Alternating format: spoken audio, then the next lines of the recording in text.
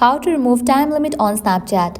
Let's get started. Firstly, make sure you are using the latest version of Snapchat. To check that, launch your App Store or Play Store. At the top, you'll see the search box. Over there, type in the app name Snapchat and search for it.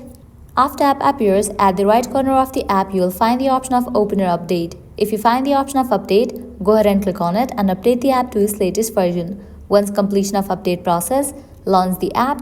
Make sure you have already logged into your account. Your camera will open up. Now I can go ahead and take a snap. Now how to remove the time limit. At the right corner, you're going to find different icons. Click on this one icon given at the end. Now over here, you're going to find different timer options. You have to set it to no limit.